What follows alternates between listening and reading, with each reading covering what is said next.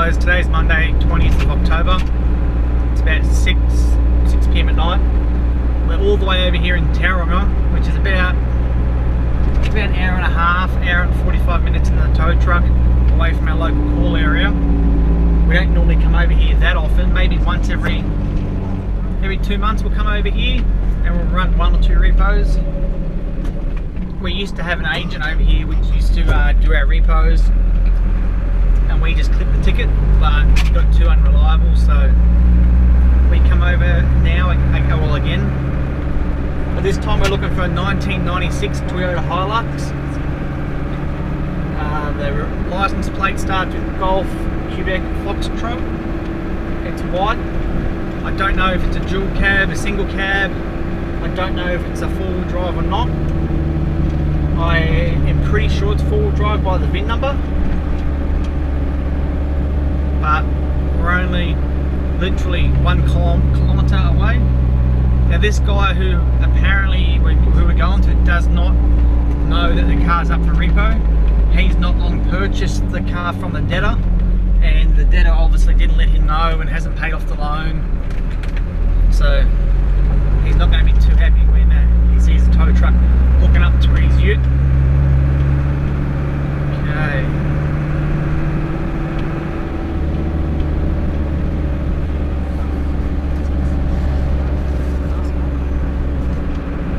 Okay, just to let you know how we know where this guy lives and how we know he has the vehicle is that we run a rego check on the vehicle, and it tells us who the current registered owner is and where they live. So the information on these type of repos are normally pretty good. Sometimes they're wrong, but let's see how we go. We are literally 2 seconds away.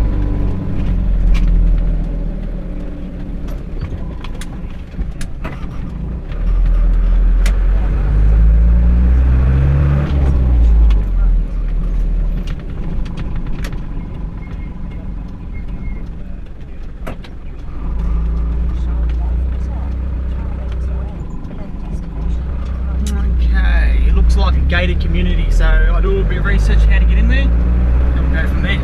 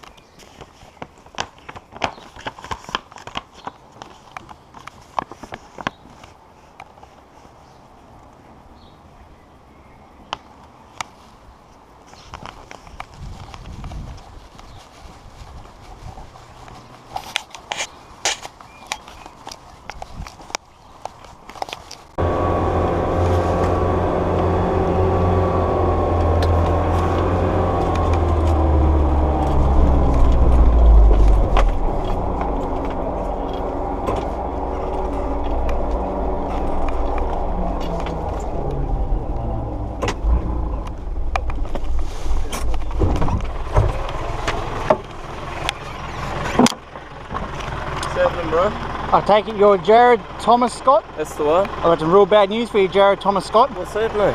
The other piece of paper behind here is the repossession warrant For? the car I've just reversed up to. You're joking? You must have brought it off that person right there? Lou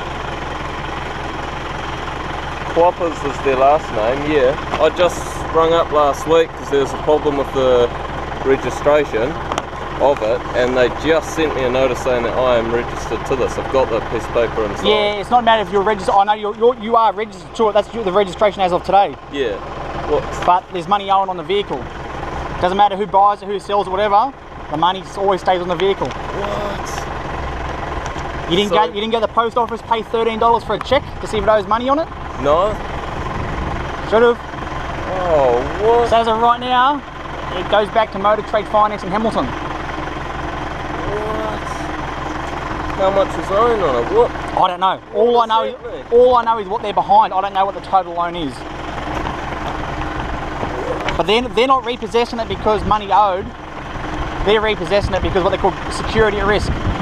Security risk. Yeah, the debtor has sold the finance company security.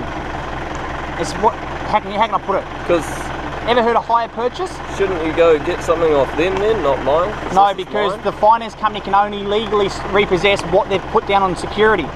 So as I told you about that $13 check, right? Yeah. The government holds a database called the PPSR, the Personal Property Security Register. Okay? Yeah. So when you go in and get finance on, say I got finance on this truck, Yeah. the finance company can only have security over whatever is on that register, this truck. So they can only repossess this truck. Even if it's not in your name anymore? Yep, exactly. What the fuck? That's man, why- I've got a business to run, I've got beehives to get and stuff. That's why there's that $13 check you can do at the post office to see if it owes money to anyone. What? I don't know, I've never heard about the check. Never heard of them? No. You never heard of someone have security? What's stopping me repossessing your mum's car, your dad's car, your wife's car? The only car that I can legally repossess is the car that's on the security register. So how do I And get as my you vehicle back? As you say, right, due to action contrary to the provisions in the agreement, the asset is at risk under Section 7, Bar 2 of the Credit Repossession Act. So the Credit Repossession Act is a bit of legislation that lets me take the car with or without your permission. You know, at the end of the day, you have no say about it, unfortunately. So that's the legislation. Yeah. Please repossess the asset. So normally they put numbers down here, how much to, either I can repossess the car or take the money. Yeah. I don't have the choice in this one because it's not your loan. So I can't ask you for money. What the fuck? How do I get my car back? How do I get it back? Contact the finance company tomorrow morning. How can I put it Their finance company? Yeah. Why the fuck do I have to sort it out? Because you're the one that didn't. It's ever heard of buyer beware? It's a legal term, buyer beware. Yeah, no, I haven't. Okay, it's always the buyer's responsibility to make sure whatever he pays his money on is right, legal, lawful. Do you know what I mean? Fuck, I don't even have his contacts or anything.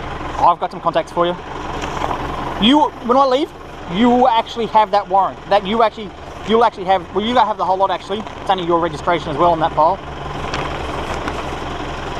So what happens, right?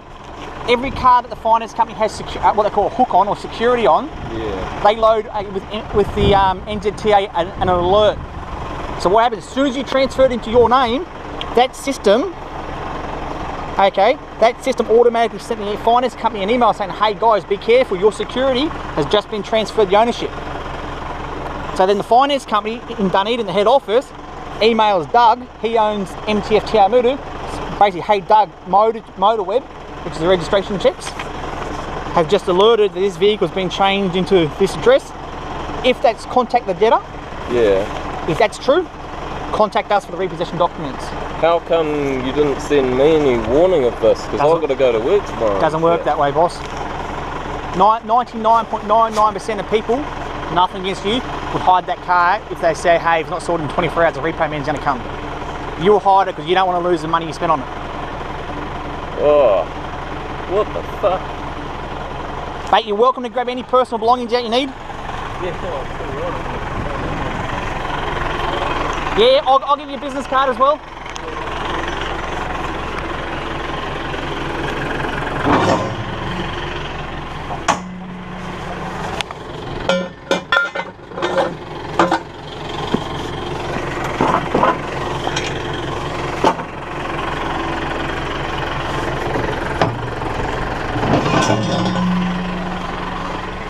Can you explain to me how I fucking get my vehicle back? Well, at the end of the day, you're kind of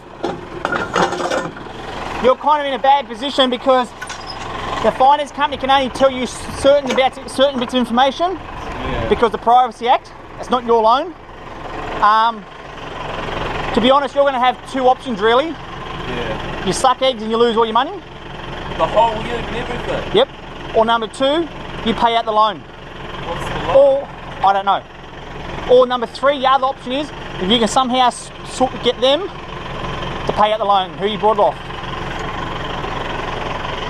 Yeah, know where they live then. Pardon? Good thing I know where they live. Watch your feet for a sec.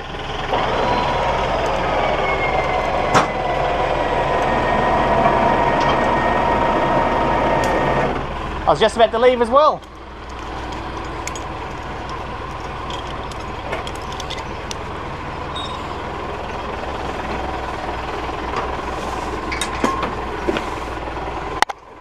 But unfortunately, man, you're the one that's kind of stuck holding the ball, to be honest. Because I done one of these only last week of a four-wheel drive Hilux. I done one pretty much exactly the same as this here with a four-wheel drive Hilux. Yeah. Young dairy farmer brought it. He's actually picking it up again tomorrow because he's had to pay out the entire loan. Loan? Yeah, I think there was only like $2,000 owed on that loan. But I don't know what's owing on this loan. What did you pay for it? What? 6.5 or what? What do you use it for? Beekeeping? Have 10 hives just down the back of your yard type thing.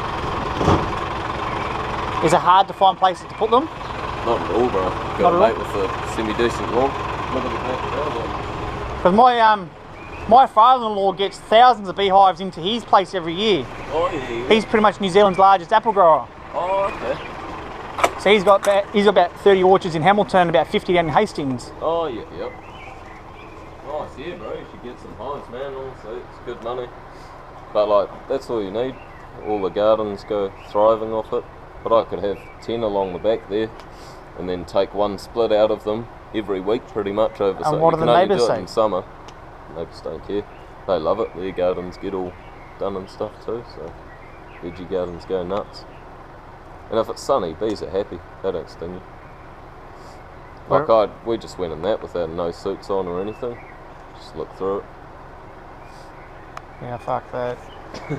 I'll get stung about a million times. Yeah. I'll stick to repossessing cars. End up hurting a lot less, I reckon. End up hurting a lot less, I reckon. Yeah. But fuck, I'm surprised you make $1,000 a hive per year. Yeah, right. Because that guy at the top of the Kaimais, he must make a fortune. If you've done it right, yeah, old Steve Wienert. He goes nuts. He exports all those bees. Does he? Heaps, so you can do honey, you can do different types of honey, you can make nukes, like make new beehives and sell them. Like they're going for $360 each on Trade Me now. What? And that took me just that one box? Just that one box with 3 frames. With the queen, once it's got a queen in it. Yep. And they'll make their own queen. So it's all, cost me $15 for those 3 frames and that's it. And you make your own boxes? Yeah, in the shed, just make them all up, put a saw and shit, so. Yeah, no, it's easy, man. Yeah. Fuck. I'm surprised people pay that amount of money for them. Yeah, right. But how long does a colony last for? Queen lasts about 5 years.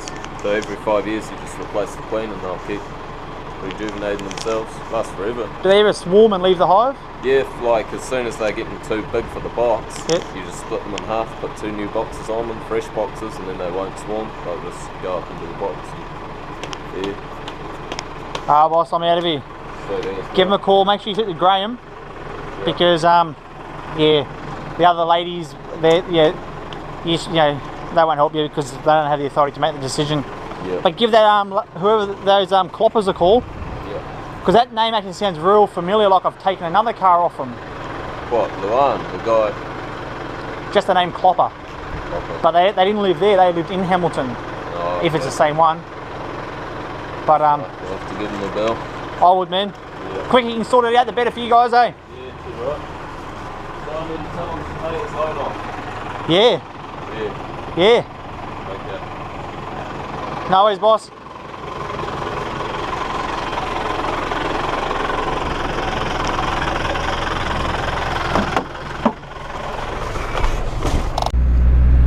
Okay guys, that was a pretty successful repo. We've got the ute, we've got the car keys. We're pretty much on our way back home now. Kind of feel sorry for the young fella, just starting his own business and something like this happens. And he loses his ute. His ute's his main form of transport, obviously. And apparently he borrowed money off the girlfriend to pay for it. And I'm pretty sure I've just taken the wrong turn. see if I can turn it around.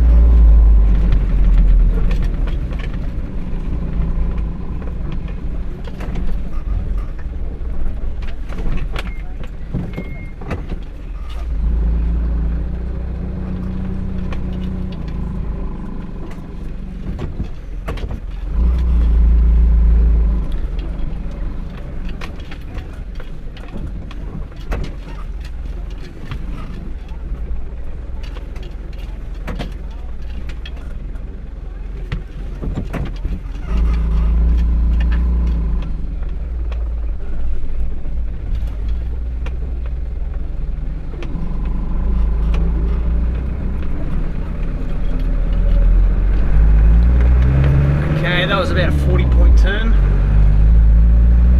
Yeah, so he borrowed money off the girlfriend, paid cash for the car. Put this camera back on its charger.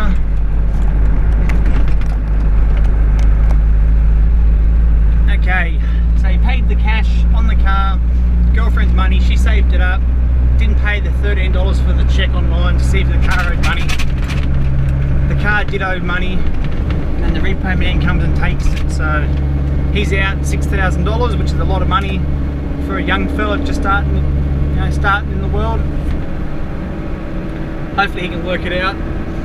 I'll let the finance company know that he was good to deal with, which he was, and see if they can cut him a little bit of slack and try and work with him instead of just hardballing him and selling the car. Most finance companies will work with you. They don't particularly like to do the whole hardball and just sell the car the second that they legally can. So if they can work with you, they will. Okay. Let's have a look. Okay. Tight roundabout. So anyway guys, we've got a probably 2-hour drive home. We'll get home and put this into the yard and we'll probably call it